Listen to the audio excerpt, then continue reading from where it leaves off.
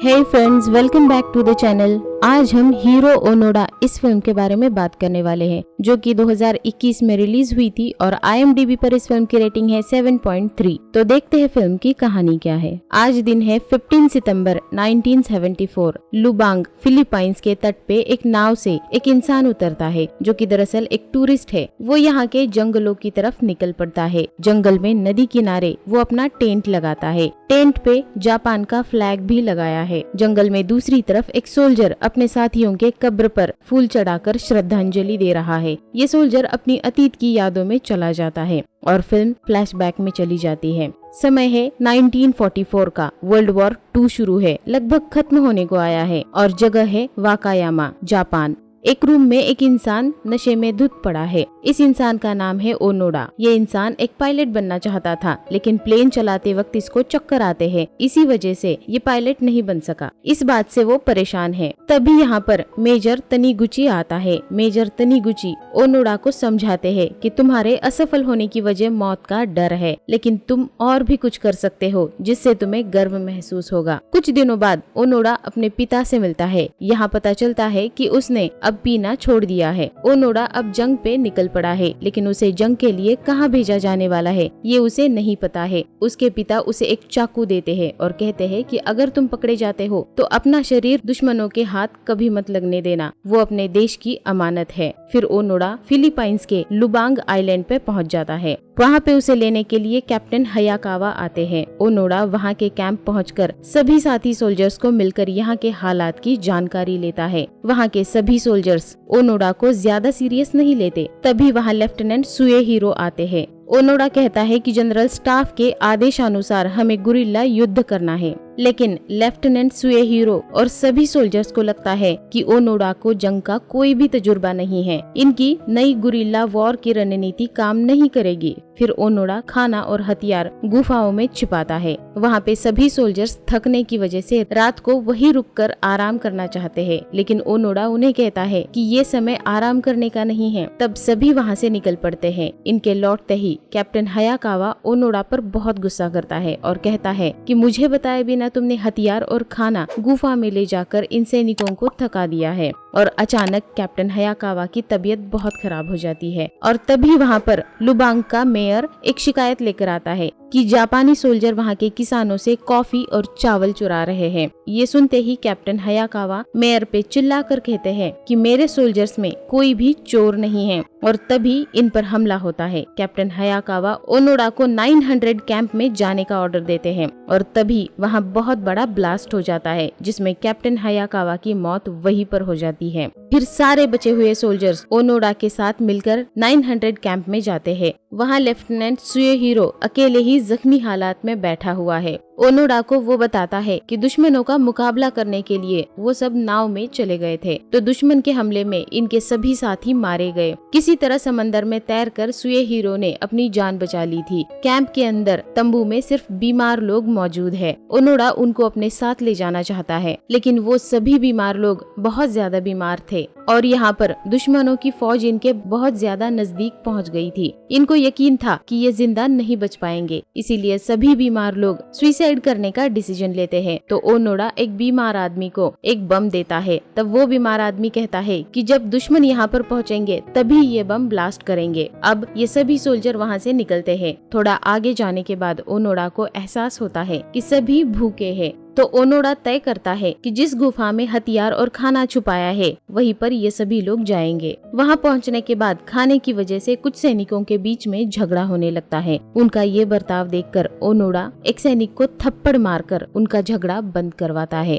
तभी सुएहीरो ओनोडा के पास जाकर कहता है कि मुझे और कुछ सैनिकों को लगता है एक ही जगह पर राशन होने से अगर उसे कुछ हो जाता है तो हम मुसीबत में पड़ सकते हैं, इसीलिए राशन को 2 हिस्सों में बांटना चाहिए। इतना कहकर वो ओमिट कर देता है। दरअसल उसकी हालत बहुत खराब हो रही है, वो ठीक से खड़ा भी नहीं हो पा रहा था। पास में ही बैठा एक सैनिक जिसका नाम कोजुका है, वो समझ जाता है कि सुएहीरो जंग करने के लायक नहीं बचा है, तो हो सकता है कि वो दुश्मन के सामने सरेंडर भी कर दे। तो ओनोडा को उससे सावधान रहने के लिए कहता है। तब ओनोडा उसके साथ मिलके मजबूत सोल्जर्स को अपनी टीम के लिए सिलेक्ट करता है। कोजुका, शिमदा, अकात्सु, ओशिमा, सकामोटो, सातो, ये 5 सोल्जर वो अपनी टीम के लिए सिलेक्ट करता है। बाकी सोल्जर्स को और लेफ्टिनेंट सुएहीरो को 2 गोनी चावल साथ ले जाने के लिए कहता है। फिर लेफ्टिनेंट सुएहीरो और बचे हुए सोल्जर चावल लेकर वहां से चले जाते हैं और इस तरह से अब ये लोग 2 टीम में बट जाते हैं। फिर ओनोडा अपनी टीम को बताता है कि मैंने तुम लोगों को इसलिए चुना है क्योंकि तुम अभी भी जापानी सोल्जर की तरह ही बर्ताव कर रहे हो। लेफ्टिनेंट सुएहीरो और उनके साथ गए बाकी सैनिकों की तरह आपका ध्यान सिर्फ खाने पर नहीं है, जो असली सोल्जर की पहचान है। और अब हमारा उद्देश्य ये है कि हम गुरिल्ला टेक्निक से छापे मारकर अमेरिकी सैनिकों का विरोध करेंगे। दूसरे दिन कोजुका ओनोडा को नींद से उठाकर बताता है कि ओशिमा, साकामोटो, सातो ये तीनों भी भाग गए हैं। क्या हमें उन्हें पकड़ना चाहिए? ओनोडा कहता है कि उन्हें जाने दो और वो अमेरिकी सैनिकों पे हमले की योजना बनाता है। लेकिन यहाँ परेशानी ये है कि यहाँ पर बहुत तेज बारिश हो रही है और अकात्सु बीमार है। एक दिन शिमदा खाने के लिए गोंची नाम का एक फल लेकर आता है। इस फल का कुछ सफेद हिस्सा जहरीला होता है, उसे छोड़कर बाकी फल खा सकते हैं।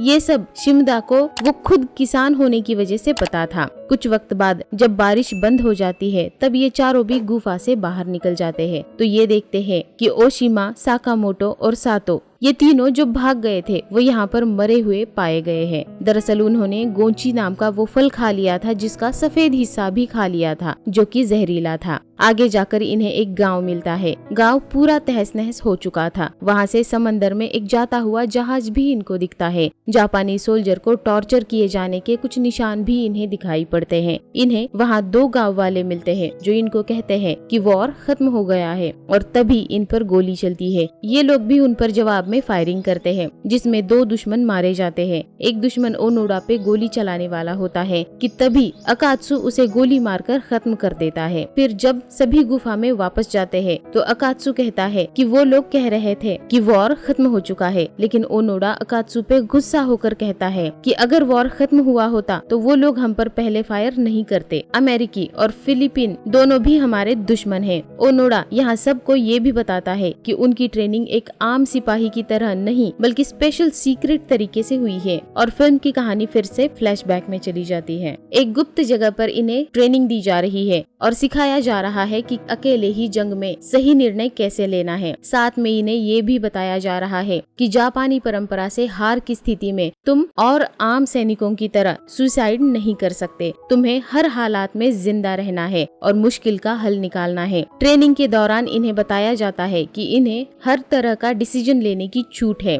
इनके ऊपर किसी का भी कंट्रोल नहीं होगा। ये खुद के अधिकारी है और कुछ भी करके इन्हें सिर्फ जीतना है। इनको बहुत ही खुफिया तरीके से काम करना है और इनके काम का इन्हें कभी भी कोई भी इनाम नहीं मिलेगा। कितने भी साल हो और कैसे भी हालात हो, इनको वही टिककर जिंदा रहना है। हम आपको वापस लेने आएंगे। और आखिरकार कुछ दिनों बाद इनकी ट्रेनिंग खत्म हो जाती है। फिर ओनोडा को लुबांग भेज दिया जाता है। अब कहानी फिर से प्रेजेंट में आती है और ओनोडा तीनों को बताता है कि इसीलिए मैं इतना गोला बारूद साथ में लेकर आया हूँ और मेरे साथ ट्रेनिंग किए हुए मेरे साथी प्रशांत क्षेत्र के द्वीपों पे भेजे गए हैं। जब हमारी सेना यहाँ आएगी तब हमारी मदद से उन्हें ये जगह अपने कंट्रोल में लेने में आसानी हो जाएगी और इसमें हमारा जो भी विरोध करेगा वो हमारा दुश्मन होगा। मेरा साथ देने के लिए आप पे कोई जबरदस्ती नहीं है। तुम चाहो तो दुश्मन के सामने सरेंडर भी कर सकते हो। तब तीनों भी ओनोडा का आखिरी सांस तक साथ देने का वादा करते हैं। अकात्सु ओनोडा को कहता है कि ये पहला दुश्मन है जिसको मैंने मारा है। ओनोडा भी कहता है कि मैंने भी इस पहले दुश्मन को मारा है। फिर ओनोडा इस द्वीप का मुआयना करता है और हर जगह के अलग अलग नाम रखता है। फिर ये चारों भी ये तय करते हैं कि यहाँ हर जगह पर डर का माहौल बनाए रखेंगे जिससे इस द्वीप को कंट्रोल में रखना आसान हो जाएगा। तभी अकात्सु ने चावल चुराए हैं ये बात कोजुका सबके सामने लाता है और फिर ये सभी खेत में जाकर किसानों से अनाज की चोरी करते हैं और खेत में आग लगा देते हैं। दरअसल ये लोग खेत में आग इसलिए लगाते हैं क्योंकि ओनोडा को लगता है कि ये आग और धुआं देखकर आजू बाजू के जापानी सैनिक समझ जाएंगे कि यहाँ पे संघर्ष शुरू है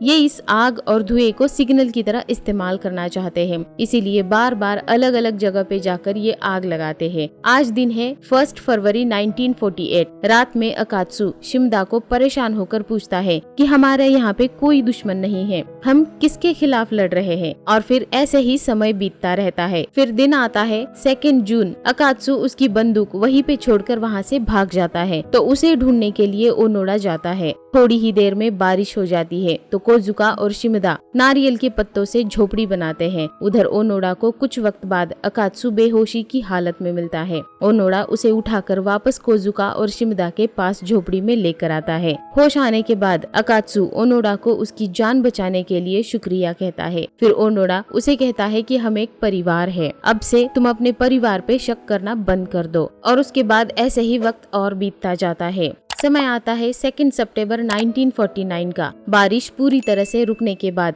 ये अपनी झोपड़ी को तोड़ देते हैं और वहाँ से निकल जाते हैं। रास्ते में शिमदा को लगता है कि इन सभी ने बहुत दिनों से ढंग का खाना नहीं खाया है, इसीलिए ये बहुत कमजोर हो गए हैं और अब इनको ताकत के लिए मांसाहार करना चाहिए। इसीलिए वो पास वाले गाँव में जाकर शिकार की बात करता है, जिससे उसकी कोजुका के साथ बहस हो जाती है और इनका झगड़ा हो जाता है। कोजुका शिमदा को बहुत मारता है। ओनोडा को भी लगता है कि शिमदा सही कह रहा है और फिर ये सभी शिकार करते भी हैं। लेकिन तभी उस गांव के लोग इन पर गोलियां चलाते हैं और एक गोली शिमदा को लग जाती है, जिससे शिमदा बहुत घायल हो जाता है और कुछ देर बाद उसकी मौत हो जाती है। कोजुका इमोशनल होकर उससे माफी मांगता है। फिर ये शिमदा को वहीं पर दफना देते हैं। गोली चलाने वाले किसान को इन्होंने पकड़ लिया है। अकात्सु गुस्से में उस किसान को चाकू से मारता है, जिससे किसान घायल हो जाता है। फिर कोजुका भी उस किसान को चाकू से बहुत बेरहमी से मारता है और आखिरकार वो किसान वहीं पर मर जाता है। रात में अकात्सु फिर से भागने की कोशिश करता है।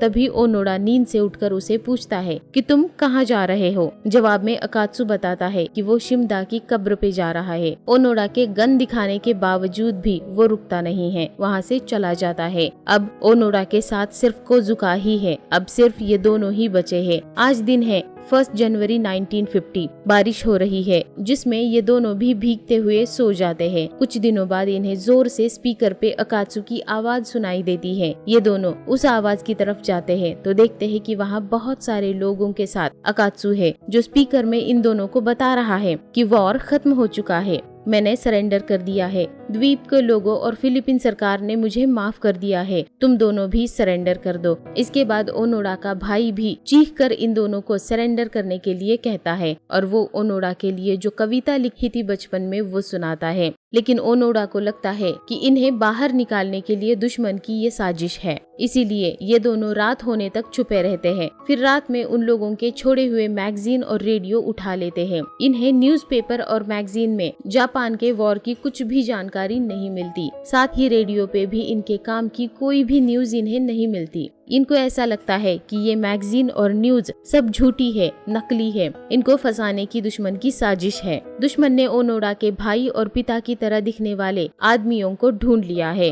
और इन दोनों को लगता है कि जिस तरह से ये लोग इन दोनों को बाहर निकालने के लिए मेहनत ले रहे हैं, यानी कि ये द्वीप बहुत ज्यादा इम्पोर्टेंट है। और ओनोडा के भाई ने जो कविता सुनाई थी वो कोई कोड में दिया हुआ मैसेज है, जो जापान से इनके लिए संदेश है। फिर ये दोनों इस कविता का अपने अपने हिसाब से मतलब निकालते हैं और आखिरकार इस कविता का ये मतलब निकाला जाता है कि इन्हें एक बीच पर जाना है और वहाँ सेना का इंतजार करना है, जहाँ इनको कुछ वारदात करनी है। फिर ये दोनों उस बीच पर जाते हैं और वहाँ के मछुआरों को डरा के वहाँ से भगाते हैं। ये दोनों बहुत दिनों से नहाए भी नहीं थे, तो आज ये नहा लेते हैं, खुश होते हैं और बहुत एंजॉय करते हैं इस बीच पे। वक्त है 21 जुलाई 1969 का। अब ये दोनों भी काफी बूढ़े हो चुके हैं। बाहर बारिश शुरू है और झोपड़ी में बैठकर ये दोनों रेडियो सुन रहे हैं। तभी रेडियो की बैटरी डाउन हो जाती है, तो ये दोनों भी गांव में एक घर में घुसकर रेडियो के लिए बैटरी चुराते हैं और वापस झोपड़ी में आकर रेडियो शुरू करके खुश हो जाते हैं।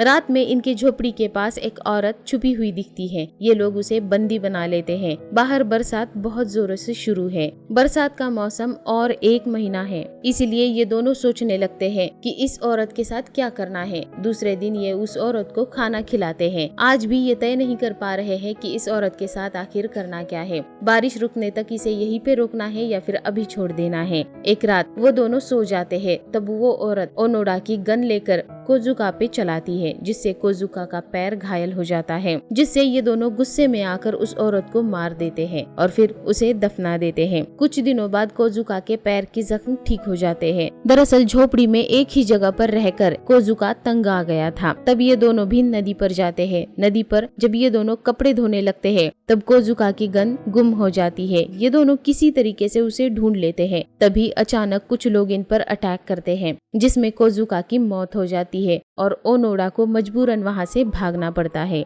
अब ओनोडा अकेला हो चुका है। वो किसी तरीके से अब बस दिन गुजार रहा है। वो अक्सर कोजुका की यादों में खोया रहता है। और फिर समय आता है 10 सितंबर 1973 का। ओनोडा अभी भी खेतों में आग लगाकर स्मोक सिग्नल देता रहता है और अपने साथियों के कब्र जाकर उन्हें श्रद्धांजलि दिया करता है। एक दिन अचानक ओनोडा को गाने की आवाज आती है। जब वो नजदीक जाकर देखता है कि एक आदमी जंगल में टेंट लगाकर बैठा है। उसके टेंट पे जापानी फ्लैग लगा हुआ है। वो आदमी एक टूरिस्ट है। वो ओनोडा से बात करता है और बताता है कि वॉर 1945 में ही खत्म हो चुका है। वो ओनोडा को उसके साथ जापान आने के लिए पूछता है। दरअसल ये आदमी अकात्सु से मिलकर यहाँ आया है और उसी ने इस आदमी को यहाँ की पूरी जानकारी दी है और वो भी ओनोडा से मिलना चाहता था, इसीलिए वो यहाँ आया है। ओनोडा टूरिस्ट ने पहनी हुई चप्पल को देखकर समझ जाता है कि ये कोई सोल्जर नहीं हो सकता। फिर ओनोडा उस टूरिस्ट को लेकर दूसरी जगह जाता है। तब वो टूरिस्ट ओनोडा को बताता है कि उसने करीब 50 देश घूम लिए हैं और उसका सपना था कि वो ओनोडा से मिले और आज वो ओनोडा से मिलकर बहुत खुश है। अब ओनोडा के सब्र का बांध टूट जाता है और उस टूरिस्ट को बताता है कि तानीगुची, जो कि ओनोडा के कमांडिंग ऑफिसर थे, उन्हें ढूंढकर यहाँ पर लेकर आओ। उन्हें पता होगा कि आगे क्या करना है। ये कहकर ओनोडा रोने लगता है। दूसरे दिन ये टूरिस्ट तानीगुची को वापस लाने का वादा करके वहाँ से चला जाता है। वो जापान में तानीगुची को ढूंढ लेता है। तानीगुची अब रिटायर्ड हो चुके हैं और बुक शॉप चलाते हैं। टूरिस्ट उन्हें सारी बात बताता है, लेकिन तानीगुची कहते हैं कि मैं कोई मदद नहीं कर सकता। रिटायर होने के बाद अब मेरा सेना से कोई भी वास्ता नहीं है। तब वो टूरिस्ट उन्हें बताता है कि ओनोडा को जब तक सिर्फ आप से ऑर्डर नहीं मिलेंगे तब तक वो जंगल से बाहर नहीं आएगा। और आखिरकार बहुत समझाने के बाद वो लुबांग आने के लिए तैयार हो जाते हैं और फिर टूरिस्ट और तानीगुची अब लुबांग के जंगल में आ जाते हैं। वहाँ इनके टेंट के पास ओनोडा आ जाता है। तब तानीगुची उसे बताता है कि 19 सितंबर 1945 को ही जंग खत्म हो चुकी थी और लड़ाई बंद करके अमेरिकन या फिलीपीन सेना के सामने सरेंडर करने के ऑर्डर देता है। और फिर ओनोडा आखिरकार 10,000 दिन 10,000 दिन इस जंगल में गुजारने के बाद, इन मुश्किल हालात में इतना लंबा समय बिताने के बाद सरेंडर कर देता है। और इस फिल्म की कहानी यहीं पर खत्म हो जाती है। तो आपको इस फिल्म की कहानी कैसी लगी कमेंट करके जरूर बताइए। वीडियो को लाइक करिए, चैनल को सब्सक्राइब करिए और अपने दोस्तों के साथ शेयर भी करिए। And finally thanks for watching. Bye bye.